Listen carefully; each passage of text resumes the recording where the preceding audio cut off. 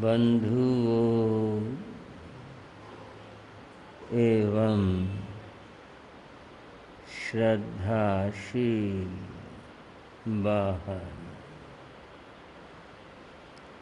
आपके सामने श्री भगवती सूत्र की चर्चा चल रही है। भगवती सूत्र में तुंग का नगरी के श्रावकों का जिक्र आया। आगे और क्या वर्णन हुआ वह आप सुनेंगे। भगवान की वाणी हाथ जोड़कर बड़े श्रद्धा भाव के साथ सुनेंगे। तैणं ते समणो वासया थेराणं भगवन्ताणं अन्तिये धम्मं सोचानि सम्हठ तुठ जाव है हियाति खुतो अयाहिनं पयाहिनं करेन्ते करिता जाति विहाय पज्वासनाय पज्वासन्ते पज्वासिता एवं वयासि संयमेनं भन्ते किं फले तवेणं भन्ते किं फले तैणं ते थेरा भगवन्तो ते समणो वासयानम् एवं वयासि संयमेनं अज्जो अह्नये फले तवेणं बोधान फले तैणं ते समणो वासया थेरे भगवन्ते एवं वयासि जैनं भन्ते संयमे अह्नये फले तवे बोधान फले कियत्यंनं भन्ते देवा देवलोकेषु उवज्जन्ते तत्थनं कालीयपुत्ते नामं थेरे ते समणो वासय एवं वयासि पूवत्तवेणं गज्जो देवा देवलोकेषु उवज्जन्ते तत्थनं मेहिलनामं थेरे ते समणो वासय एवं वयासि पूवे संयमेनं अज्जो देवा देवलोकेषु उवज्जन्ते तत्थनं आनन्दरक्षिये नामं थेरे ते समणो वासय एवं वयासि कम्याय अज्जो देवा देवलोकेषु उवज्जन्ते।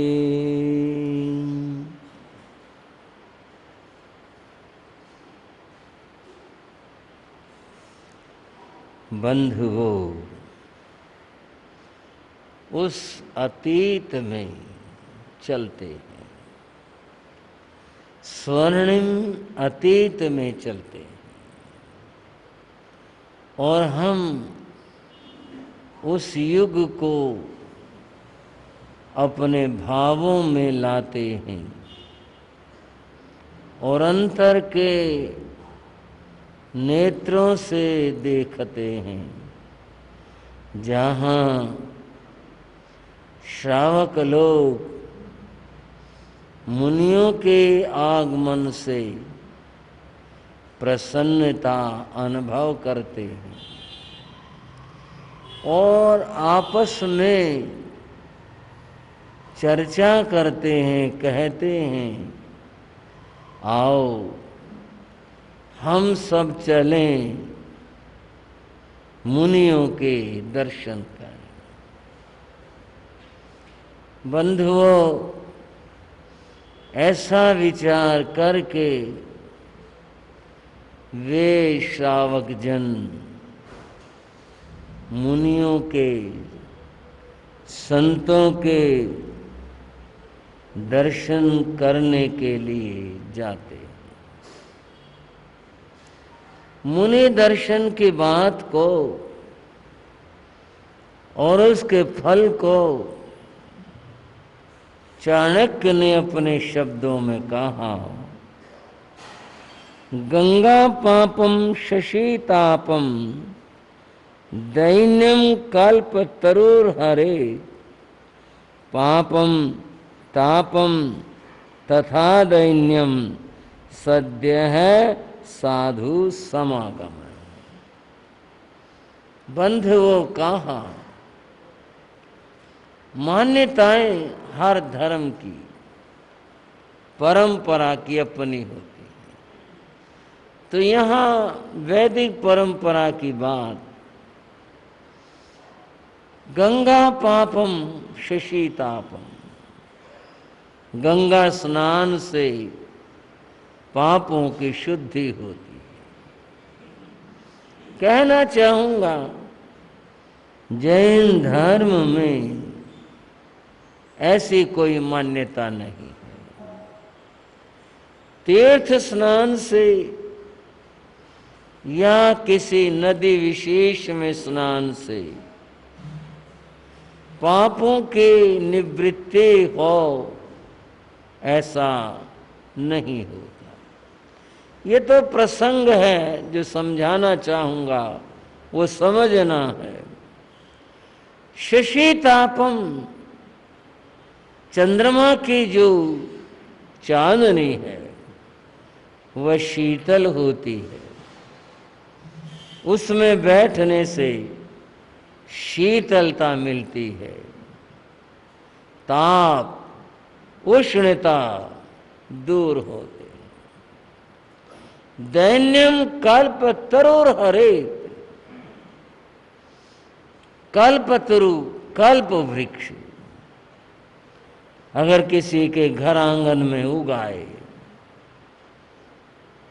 क्या कल्प तरु कल्प वृक्ष दैन्यम हरेत, उसकी तो सारी दरिद्रता सबके सब दूर हो जाती। तीन बातें ये बताई और इनका फल बताया, इनसे ऐसा होता है। परंतु आगे की बात सुनो, पापम तापम तथा दैन्यम, ये तीनों बात, पाप भी ताप भी और दरिद्रता भी, सद्य साधु समागम है। संतों के दर्शन करने से ये तीनों कार्य सिद्ध होते। संत के पास जाएंगे तो संत उपदेश देंगे, पाप से बचने का उपदेश देंगे, पाप नहीं करना चाहिए समझाएंगे, समझ में आ गई, पाप छोड़ दिए, जीवन पवित्र हो गया। जीवन में कषाय भाव का उदय हो, क्रोध है, अहंकार है, माया है, लोभ है, ये जो कषाय हैं, इनसे व्यक्ति तपता रहता है और कहूं जलता रहता। क्रोध ऐसी चीज सब जानते हैं, क्रोध आ गया जीवन में, व्यक्ति का अंतर जलना शुरू हो जाता है। और साधु की संगति में बैठे, उनकी वाणी सुनी, उनके पास बैठने से भी शांति प्राप्त होती है। वाणी उपदेश को अगर धारण कर लिया तब तो शांति मिलती ही मिलती है। पास जाना बैठना, इसी से ही शांति प्राप्त होती है। क्यों भाई, ये श्रावकों, संत के बाद जाने से शांति मिलती है। अगर वहां जाकर हम ठीक से बैठें, आप कहोगे ठीक से बैठने का मतलब का और कैसे बैठते हैं, थोड़ा समझ लो। संत के पास गए और जाकर के बातें मारनी शुरू कर दे, दुनिया की चर्चा शुरू कर दे, राग द्वेष की बातें शुरू कर दे, इधर उधर की बात शुरू कर दे, फिर तो जो मिलना चाहिए था वो मिल नहीं पाएगा। गए, बड़ी शांति के साथ बैठे हैं, मौन के साथ बैठे हैं, धर्म चिंतन है। कितना भी अशांत हो, व्यक्ति का मन शांत हो जाएगा अगर ऐसे इस तरह से जाकर बैठते हैं। तो ध्यान रखना चाहिए। आपसे कुछ नहीं कह रहा, एक सामूहिक बात कह रहा हूं। संत के पास जाकर के दुनियादारी की बातें मत करो, शांति के साथ बैठो, कुछ उनसे धर्म शिक्षा लो, जीवन में शांति आएगी। और बंधुओं, दैन्यम कल्प तरु हरे, दीनता को और गरीबी को कल्प वृक्ष दूर कर देता है, क्योंकि उसकी तो विशेषता है कल्प वृक्ष की। जो मांगोगे वो मिलेगा, पूरा होगा। अब यहाँ तो कुछ मुझे भी रुकना पड़ेगा और आप भी कहोगे। बस ये वाली बात बता दो कि महाराज जियों से कैसे, क्या, कौन सी बात कहें जिससे कि सारी की सारी जो भी कोई अभाव है और दूर हो जाए। भाइयों, कोई बड़ी बात नहीं। संत के पास जाकर के बैठे हैं, उनकी बात सुनी है, उनकी कृपा पाई है, कोई बड़ी बात नहीं। हरियाणा का एक भाई हमारे श्रद्धे बड़े संत जो मूनक में विराजमान थे, जिनका नाम बनवारी लाल जी महाराज था। एक दिल्ली में बनवारी लाल जी महाराज जी, ये तो अब के थे, वो पुराने संत थे। वहां दर्शन करने गए, जाकर दर्शन किए मथेन वंदा में। महाराज लेटे हुए थे। महाराज ने पूछा, कौन है भाई? महाराज पहचाना नहीं? नहीं भाई, दिखाई देना बंद हो गया, ठीक से थोड़ा बहुत ही दिखता है, देख नहीं पा रहा, इसलिए व्यक्ति ने अपना नाम लिया। मैं तो हमारे फलाना उस गांव से। अच्छा अच्छा, मैं समझ गया भाई। भाई ने वंदना की, आशीर्वाद लिया। गुरु महाराज बोले, भाई तेरी तो आवाज कुछ बदले बदले सी लग रही है। बोला महाराज आवाज क्या, बहुत ही कुछ बदल गया। क्या बात है? उसको रोना आ गया। बोले महाराज बहुत दुख में। क्या बात हुई? भला दुखी की बात सुनकर संत को पीड़ा न हो कैसे हो सकता है? वो तो व्यथित हो गए, पिघल गए, बोले क्या बात है? महाराज बहुत मुसीबत में। क्या हुआ? बोले महाराज चोरी हो गई, जो भी कुछ था घर में बस चोर सब ले गए। आभूषण थे, नकद था, कुछ और भी सामान था, सब ले गए।